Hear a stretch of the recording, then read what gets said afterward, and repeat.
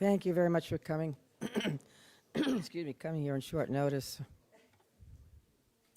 I stand here tonight to simply report that the Maine State Police have located the body of Robert Card in Lisbon. He is dead. I've called President Biden to inform him about this news. I've informed Senator King, Senator Collins, Representative Pingree, and Representative Golden. Commissioner Sawchuk will describe the circumstances of that discovery in some detail in a few moments. But this discovery is entirely thanks to the hundreds of local, county, state, and federal law enforcement members from all over, and people from other states as well. People who searched tirelessly to arrive at this moment.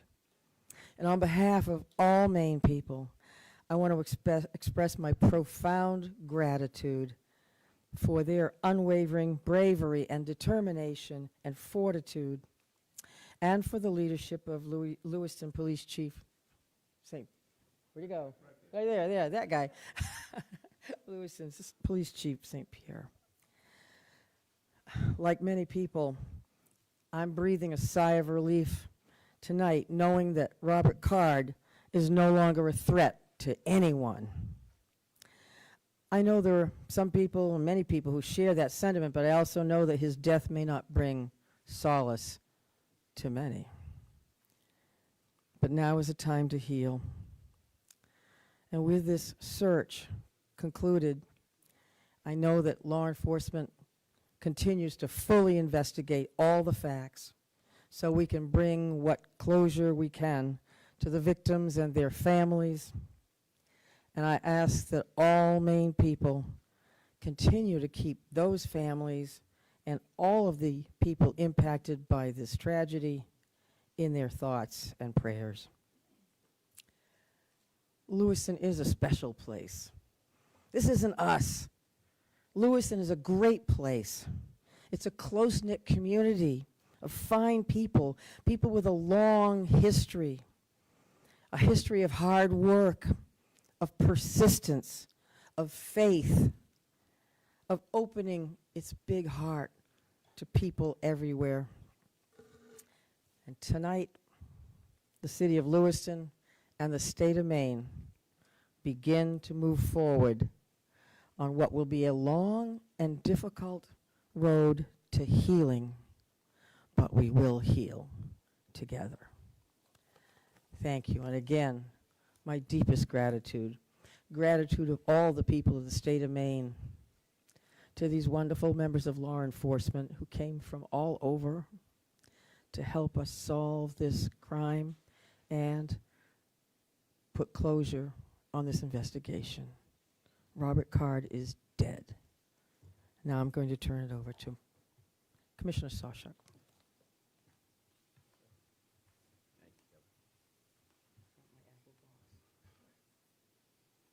Thank you very much, Governor. We truly do appreciate all of your support. I think it's incredibly important that the next person that speaks this evening is Lewiston's chief law enforcement champion, and that is Dave St. Pierre. Dave. Thank you, Mike. Thank you, Governor, for allowing me this opportunity.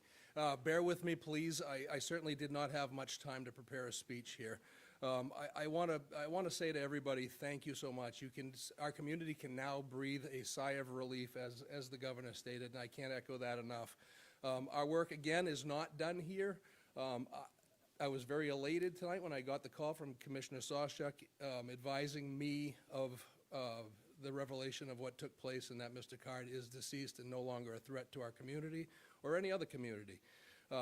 I just don't want to forget the families that are grieving and will continue to grieve. I don't want to forget the law enforcement officials that have worked tirelessly throughout this whole event to come to a good conclusion. Our men and women of the Lewiston Police Department, of all of our surrounding agencies. We have with us Chief McGee here from Lisbon, where Mr. Card was found. This is vitally important to all of us that this conclusion came to light tonight. We're gonna grieve for the families that lost loved ones here. We're gonna continue to work. We're gonna persevere. And we've become better people for it, in terms of working together as teams. We've learned a lot from some mistakes. We've won a lot of accomplishments this evening. Again, I wasn't really prepared for this on a Friday night at 10:30, but I'm very happy to be here and very happy to say the threat is over. Thank you. Just a reaction from your officers when they got the news, sir, of this, your officers were working. Sure. So our officers are being notified now as we speak. Some know, obviously, sooner than others. There are many that are still home. They're home with their families. And I'm quite certain at this point in time, we all know about this. This is something that all of our law enforcement personnel, ours and any surrounding community, has been paying very close attention to in awaiting positive news or good news. And this is by far the best news we've had in quite some time. Was there any belief at this time that the suspect was dead before finding him, or did this come as a brand new revelation that you never saw coming before this? So our reality here is that the search has been extensive, it's been thorough, it's been nonstop since the minute we started speaking with you and long before that. So all of these options are on the table, as we knew. We continue to search locations, in some cases multiple times. And we will have more information about exactly how this went down. We're going to have another briefing tomorrow morning at 10 o'clock. And I would please encourage you to think about next steps from your end, information that you would find important. And I will say that this is not going to be a long Q&A this evening. We wanted to make sure that we got this information out as fast as possible and as responsible as possible. And what I mean by that is that the time between the notification of the press release and now, there wasn't a lot of details there. There wasn't a lot of details there because we wanted to talk to the victims' families. We wanted to say, this is coming. It's important that they heard that information as close to first as anybody else. And you know who else we called? Was the family of the suspect. And they lost a loved one in this scenario. And there were many of that family that was very cooperative with us throughout. So they deserve that phone call. So we had those conversations tonight before joining you here. We also got a chance to spend some time with the brothers and sisters of law enforcement and our public safety partners that have been so incredibly helpful over the last few days, to say the least. So, one second. So right here, sir. Where exactly did you find him and when exactly did you find him? So at 7:45 this evening is when Mr. Card was located. I won't give you an exact address. It was near the river along Androscoggin in Lisbon Falls was the actual location. Ma'am, did you have a question?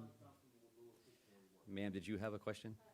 When did you think he died? That all remains to be seen, right? So our reality is that we found that body at 7:45 and it's 10:25 now. So there continues to be a lot of work that needs to be done here at the scene with the medical examiner's office. So there's a much more follow-up to what happened. But sir, did you have a question? Any indication that he had an accomplice, and how was he found? I won't be able to answer either one of those questions at this point. Accomplices and things of that nature, we've had no indication of that since the very beginning.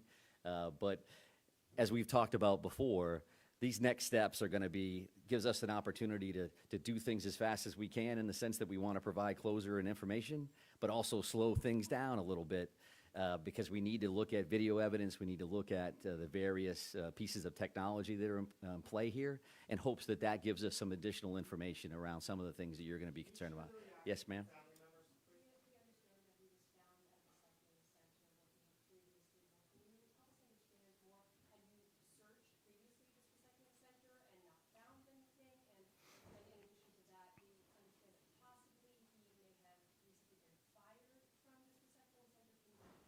Yeah, I'm happy to take a look at that information in hopes that I can get that back to you tomorrow morning at 10 o'clock.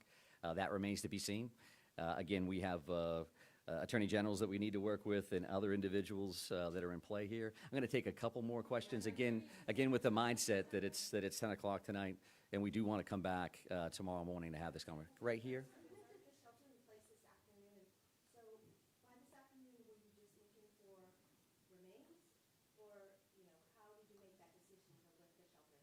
Yeah, sure. So I think that that was an ongoing conversation since the minute we actually put that in place.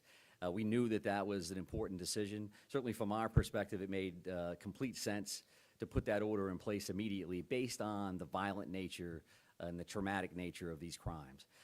And as things progressed over the next few days, since Wednesday to now, we've had a lot of conversations with various town and city leadership, with the governor's office, with Chief St. Pierre, with business owners, with residents, and we have to have that balancing act of pluses and minuses. And we had that initial surge with those communities, and those communities made perfect sense for an order. And as things tended to slow down, we didn't have any immediate threats. We made the decision to back off that. I would also just want to mention this because a fellow commissioner had asked me to do this, and I could walk out of here forgetting it. But Commissioner Camuso said that, and passed along, that actually that hunting restriction has been lifted as well. So the resident hunting opportunity for tomorrow is open across the state of Maine to include those 4 communities. There's a lot of phone calls that she would receive around that. But right here, ma'am? Yes, I can confirm that. It's an apparent self-inflicted gunshot wound. Did you have a question, ma'am?